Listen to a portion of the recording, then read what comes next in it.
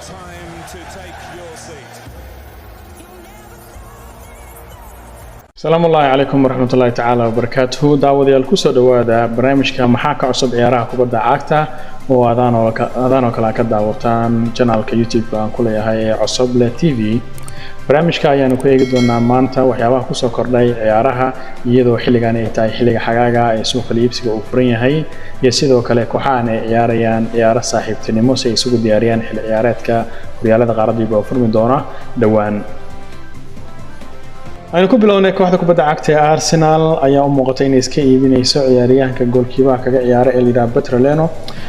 Arsenal ayaa heshiis la gaartay kooxda Fulham, heshiiskaas oo ka cayay 8 milyan, balse waxa dhiman in ciyaaryahanka uu heshiis shakhsiyan la gaaro kooxda Fulham kadibna uu maro caafimaadka, sidaa darteed wuxuu ku biiri doonaa ama uu noqon doonaa ciyaaryahan ka tirsan kooxda Fulham. waxaa la filayaa in labada maalmood ay soo socotaa inuu heshiiskan dhammaystirmi doono haddii uu ciyaaryahanka u maro tijaabo caafimaad sidoo kalena uu heshiis shakhsiya la gaaro kooxda Fulham. Arsenal ayaa moodaa inay kaliya haysanayso laba goolkiibar oo goolkiibaha dalka Jarmal oo ciyaara dalka goolkiibaha Mareykanka ee la yiraahdo Matana iyo goolkiibaha la yiraahdo Ramsdale oo dhashay dalka Ingiriiska.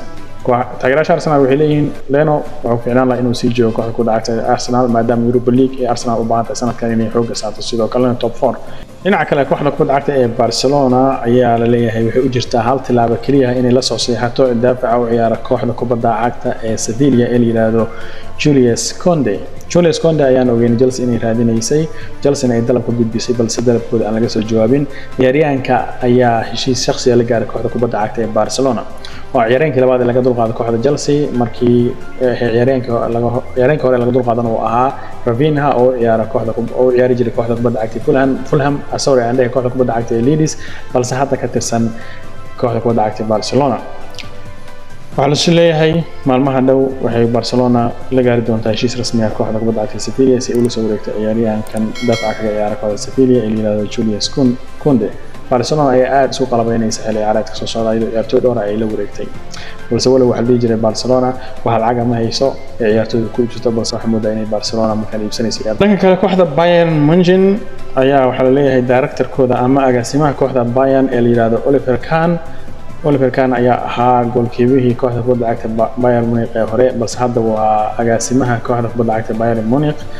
waxaa la sheegayaa in uu dafiray wararka la xiriirinaya Cristiano Ronaldo inay doonayaan, balse mar wax laga weydiiyay Harry Kane oo ciyaara kooxda kubadda cagta ee Tottenham waxa uu sheegay director-kan in Harry Kane uu yahay ciyaaryahan u ciyaara kooxda kubadda cagta ee Tottenham oo heshiis kula jira kooxdaasi, balse uu yahay ciyaaryahan outstanding oo ku qeexay ciyaaryahan inuu yahay cajiib ah, balse muusan sheegin inay daneynayaan in kale.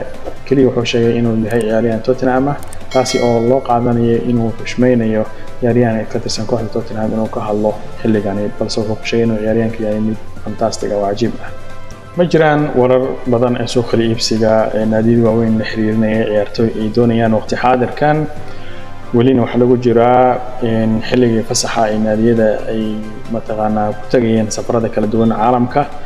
kooxda Man United ayaa ku soo noqotay England, sidoo kale Arsenal, sidoo kale Chelsea ayaa ku soo noqotay England, balse Chelsea wuxuu safri doontaa dalka Talyaaniga si ay ula soo ciyaarto kooxda Udinese maalinta Jimcaha. sidoo kale Sabtida ayaa kooxda Arsenal garoonkeeda waxay ku qaabili doontaa kooxda Sevilla kulan ka tirsan koobka loo yaqaan Emirates Cup.